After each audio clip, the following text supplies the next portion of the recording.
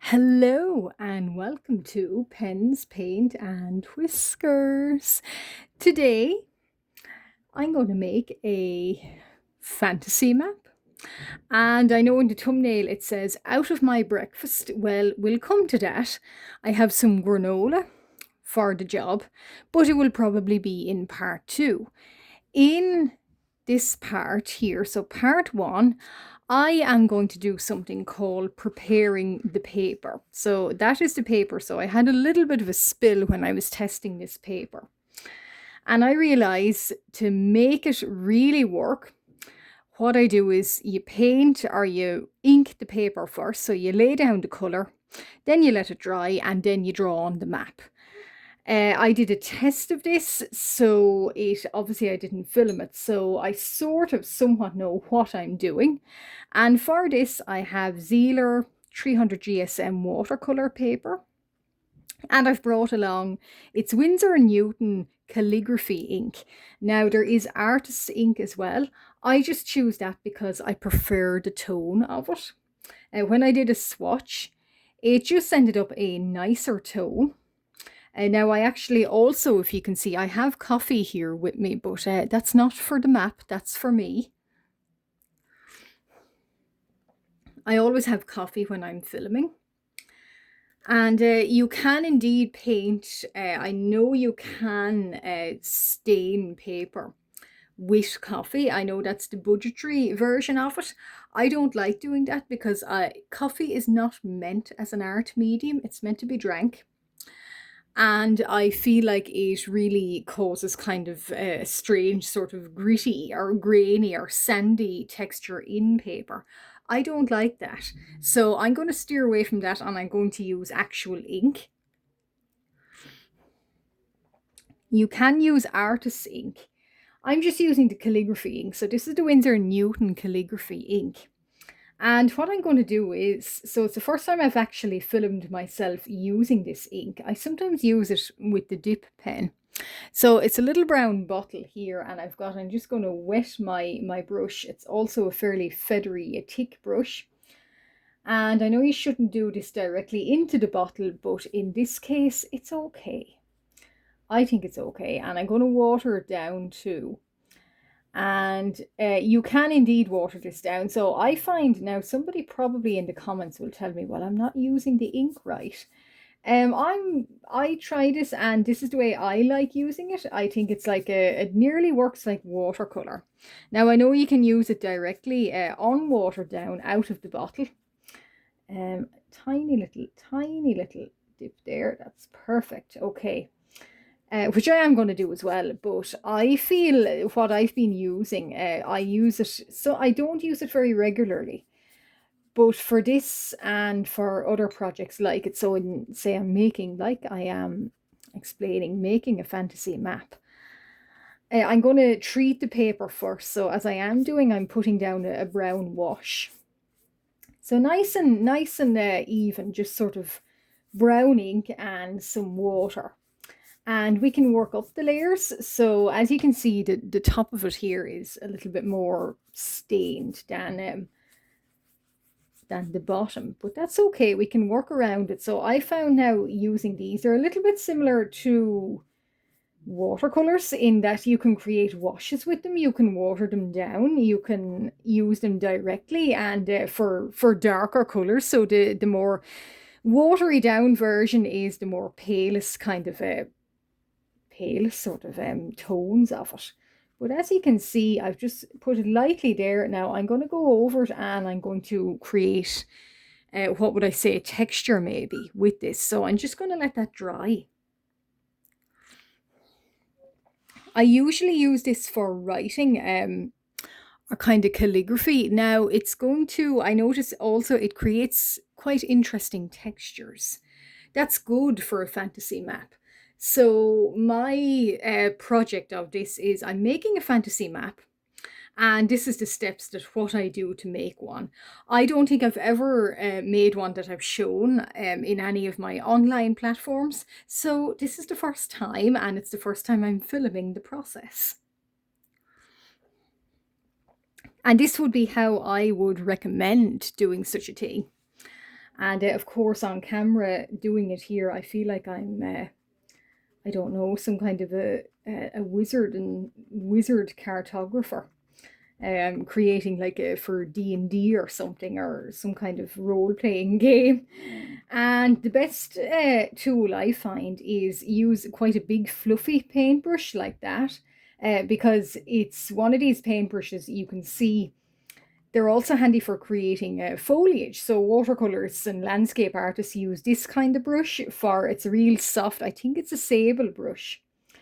But it's really soft. You can press it down and very flexible, and you can create layers of foliage as a lot of watercolor artists do.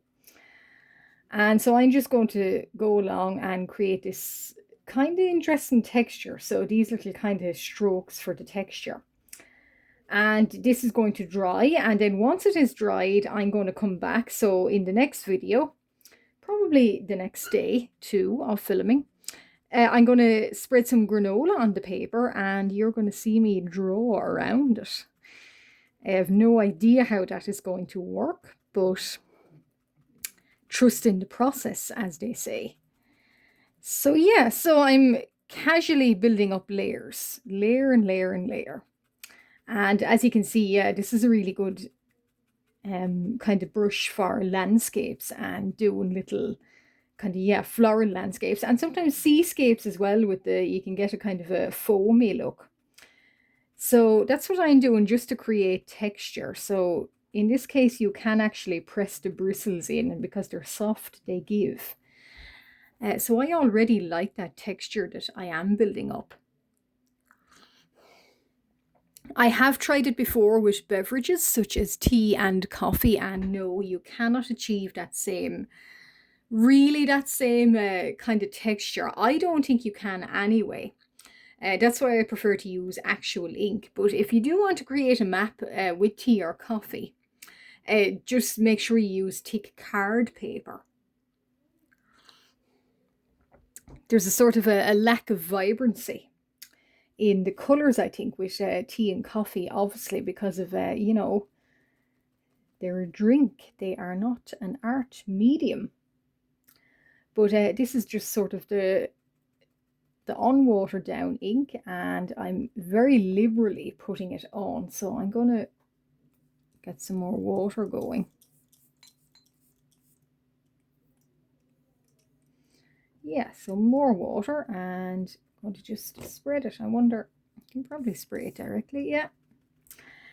Yeah, so, and now if you're new to this channel, first of all, welcome and hello, and consider liking and subscribing. But if you've been following me along from the very beginning, you'll know that fantasy creatures are kind of the mainstay of my channel. And so I decided, just out of interest, just a little idea or a little fun kind of off project, hence why I'm not working in my sketchbook. I was going to create this little map for them. And a little while back on Pinterest, I noticed people were creating fantasy worlds or map building out of rice. So they were getting rice and they were just throwing it randomly on the paper and drawing around it. So I thought, that's interesting. So I'm going to do that, but I don't have rice. I have granola instead. So I'm going to try that instead, probably in part 2, just to make sure this dries well. But so far, yeah, it's really, the paper is really taking this ink very, very, very well. And I do indeed like the texture as I'm kind of going round and round, getting kind of darker towards the edge. I might put, I know people sometimes like to do tears on it, or kind of like a little burn marks. I might do that. I will see, although, and I might crinkle it up a bit. If I do, of course, I will add it into the video. And so when this dries, so this is a lovely, lovely background. So it's lovely colors. And when this dries, I am going to create, so I'm going to get the granola and I'm going to throw it down or place it down, and I'm going to ink around it. So that will be probably part 2. But as you can see, that's creating a lovely sort of brown base. So that's going to dry in sort of interesting Kind of, you can see it there, it's blooming, so it's creating these little blooms. That's going to look really well, and I'm thinking already that's quite a beautiful sort of effect, even for a celestial background. And that little bottle is, so it's sepia, it's calligraphy ink, and it's just called sepia.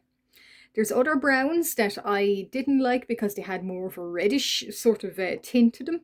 That's a perfect brown. I would imagine that is like a little pirate map.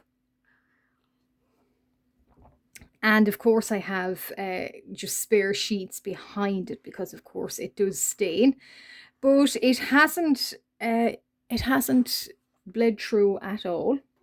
This paper is good. Yeah, and certainly these, now they're no watercolor, obviously they are ink. But I was expecting that I would get some bleed through, and maybe I will, depending on how many more layers I want to work up. But so far so good. They have not bled through.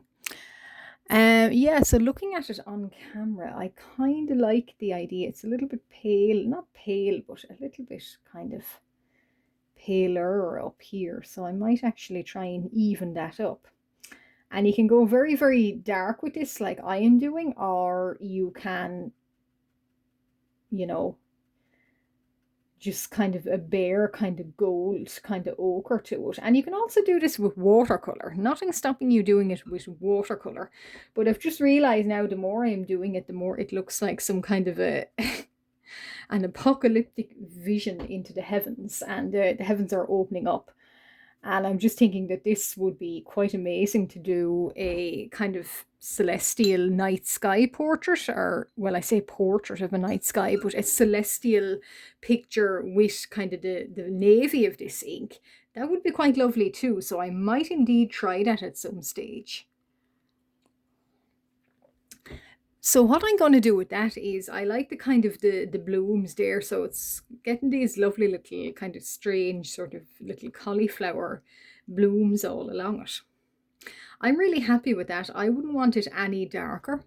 So this is going to be a short little video of me preparing the fantasy map. And when I come back, so in part 2, so it is not, as you can see, it is very, very wet. So in part 2, I'm going to do some research. I have granola. I'm going to do some research, and hopefully with a dip pen, I'm going to ink in the little kind of whatever little sort of features that I imagine my fantasy landscape wants to have. Mountains and trees and rivers and lakes and things and cities on it. If you want to do a world map, there's nothing stopping you. You can also do one country in another country. I'm just going to do a little world for now, and just for the purpose of YouTube, just demonstrate how I am doing it. But that is really, really, really very nice. It might just need, I can see that it is drying quite like watercolor. And it is not watercolor, I know, but a little bit like watercolor. It does tend to dry a little bit kind of darker around the, or a little bit lighter around the edges. Or certainly the darks do dry lighter. That's worth remembering with watercolor anyway. So yeah, so as they're drying, you kind of need to come in and touch them up a tiny bit, like I'm doing, because I want very, very dark edges. And once the paper is saturated with these, it will start drying, and it will start drying lighter. So the same rule seems to apply to these as well as most watercolors. And as you can see, yeah, it was turning a little bit light on me. Nothing wrong with that, but I just want to push this paper maybe and see what I can do. And I like little very, very dark edges. So as you can see, it seems to be very good for building up layers. So sort of a kind of little layers within each color. So it does seem to be nice for that. I'm going to dot that in, and I'm going to leave the middle sort of Yeah, leave the middle because I want that aged kind of look, and I like the idea that it has been there's ink being splattered on it, there's water being splattered on it. It has stood the test of time, this fantasy map, and it is in a traveler's backpack and or knapsack, and every time they're in a new area they have to unfurl it, and come wind or hail or rain they have to open it out and they have to read it, because in fantasy lands generally there's no GPS, so the map is the only thing they rely on. So I like the idea that it's going to probably be scrunched up. Now this paper is hard, or certainly very thick, so I'm not sure how I'm going to do that, but I do like the idea that, yeah, I'm going to scrunch it up a little bit or get some little, even if there is a little tear or two in it, that's going to happen. But for now, that is part one of my Can I Draw a Fantasy Map with my breakfast. I know, clickbait, clickbait. But in part two, you'll see that apparently, yes, I can. If you have been following me from the very, very start and you're still with me now, thank you very much. I deeply appreciate that. If you've just come on my videos and you're new to me, hello and welcome. Good to have you. And I do this kind of thing and other art every week. I always have a new video out. I do live streams and shorts, and I do projects similar to this. And if you like what you see, why not consider liking and subscribing? I would deeply appreciate it. But for now, that's part one. I will come back in part two, and we'll add a little landmass into this very plain map here. Bye bye.